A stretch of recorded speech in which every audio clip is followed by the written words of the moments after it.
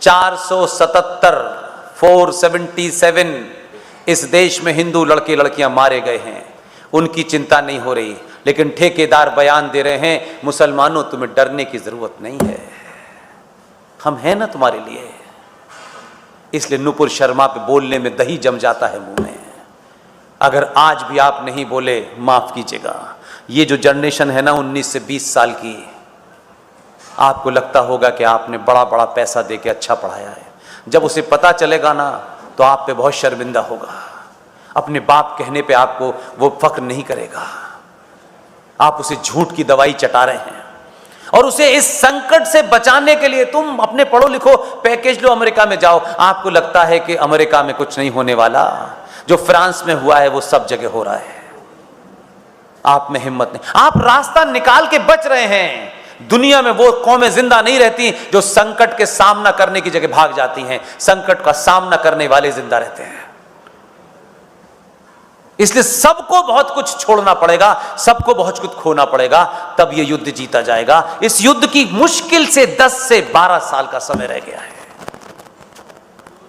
बार बार आप सरकार पे चले जाते हैं, बार बार आप कानून पे चले जाते हैं, पुलिस पे चले जाते हैं। अपने अंदर तो झांको भाई, तुमने क्या किया है, तुम्हारी गिनती कितनी है। 95 करोड़ को 550 MP कौन कानून बना रहा है?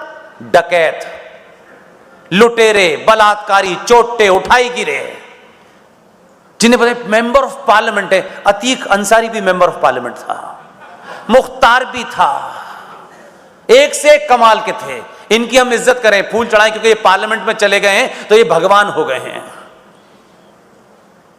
वो शफीकुर रहमान बर्क चोर, किस गलतफहमी में हैं आप? सत्ताएं बदलने से राष्ट्र नहीं बदलता। आप समझ रहे हैं कि ये चुनाव जीत गए, अब अगला जीत जाए।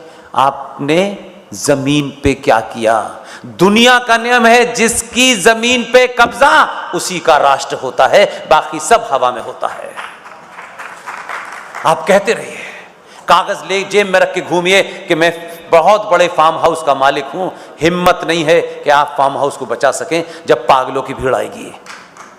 कश्मीर नहीं बचा ना, बड़ा कानून था, बड़ा संविधान था, पुलिस भी थी, सेना भी थी। 100 मीटर की दूरी पर सेना खड़ी थी, सेना नहीं आई।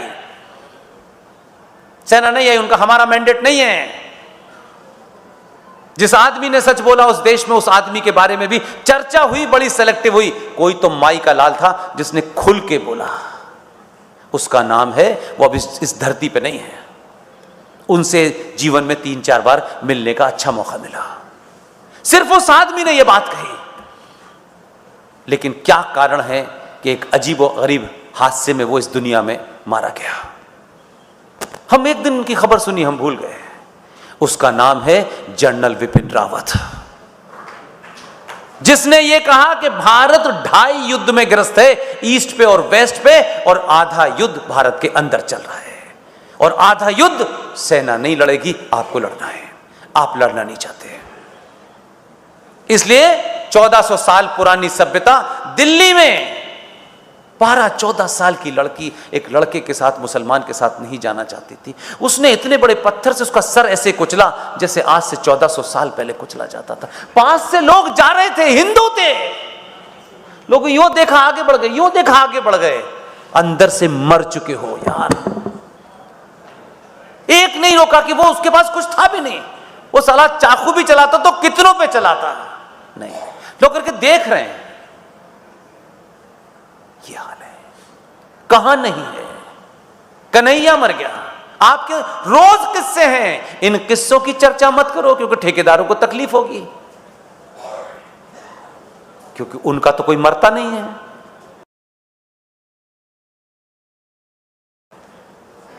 हम इंतजार करें कि हमारी बहन बेटी के साथ होगा तभी हम जाएंगे। समझदार कौमें 1000 किलोमीटर दूर अगर किसी खतरे को देखती हैं, उसे वहां रोकती हैं, घर तक आने का इंतजार नहीं करती हैं। इसलिए कह रहा हूं, सरकार आएंगी जाएंगी, ये सब चलता रहेगा। पहले भी चल रहा था, जब ट्रेन नहीं थी तब भी जिंदा थे, ट्रेन आई तब भी जिंदा थे, पैसेंजर सिर्फ आगे बढ़ गई वो भी। लेकिन ये जो हमें लग गया है डेवलपमेंट, डेवलपमेंट, खाओगे क्या डेवलपमेंट को? ये डेवलपमेंट से क्या होने वाला है? ठीक है, जीवन जीने का तरीका है, थोड़ा सा आगे पीछे हो सकता है, लेकिन आप है ही नहीं। It's not a mandir masjid issue, it's a clash of civilisation. ये सभ्यताओं का संघर्ष है कि कौन सी रहेगी, लूटने वाली रहेगी या देने वाली रहेगी, यह तय होना है।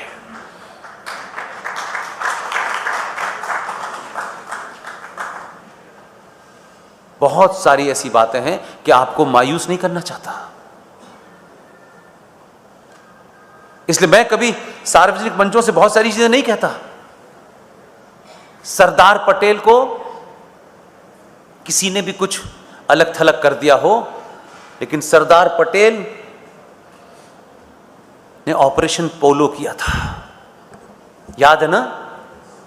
वो जो हैदराबाद का निजाम जो उनको ज्ञान दे रहा था, उन्होंने तो उसका इलाज कर दिया, लेकिन सरदार पटेल के बाद हमने सरदार पटेल को पैदा नहीं किया, इसलिए उसकी नाजायज औलाद हैदराबाद में भारत के 95 करोड़ सनातनियों को चुनौती दे रही हैं कि 15 मिनट के लिए पुलिस हटा लो,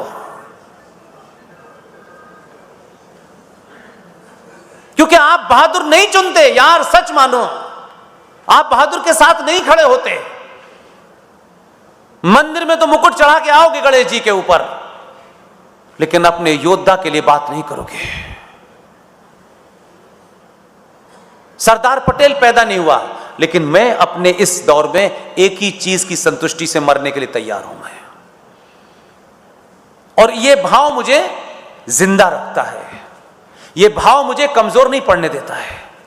अनेक दबाव है मेरे ऊपर, अनेक चीजों का संघर्ष है मेरे जीवन में भी, लेकिन जैसे ही डाइस पे आता हूं मैं सब भूल जाता हूं। सरदार पटेल का परिवार ने कोई नहीं कहा मूर्ति लगाओ मेरी, मुझे भारत रत्न दो, अपना काम किया करके चले गए। सुभाष 1945 में एक जहाज की दुर्घटना में उन्हें मरा हुआ दिखा दिया, जबकि सरकारी रिकॉर्ड ये कहते हैं, आर्काइव में रखा है कि 1958 तक सुभाष चंद्र बोस के घर की जासूसी होती थी, रिकॉर्ड है। सावरकर जिन पे आज चर्चा होती है, I am Gandhi, I am not Savarkar, सोचो तो जरा क्या कह रहा है, सूरज पे थूक रहा है वो, क्योंकि हमने क्या कहा जब वो प्रधानमंत्री बने, इनके पिताजी, वो कितना खूबसूरत है ये बेचारा, देखो कितना हैंडसम लगता है, जैसे हम देश का प्रधानमंत्री ने अपनी लड़की के लिए वर चुन रहे थे क्या? हमारे तो एजेंडे ही कुछ और हैं। और ऐसा नहीं था कि चचा ने 1955 में अपने आप को भारत रत्न दे दिया था, यह प्रथा बंद नहीं हुई, सन 71 में इंदिरा गांधी ने अपने आप को भारत रत्न ले लिया, और वो जो जहाज उड़ा रहे थे वो देश उड़ाने लगे, फिर वो चले गए, फिर उन्हें भी भारत रत्न दे दिया। ये पागल क्यों पागल घूम रहा है, कभी जनेऊ ऊपर पहन रहा है, कभी नीचे पहन रहा है। इसके पागल पन्ने का कारण समझो यार, इसको यह समझ नहीं आ रहा मुझे भारत रत्न देने का तो मौका ही नहीं आएगा, उसे कौन देगा? बचा कुचा आपने जो आदमी भेजा है उसको देख देख के पागल हो जाता है।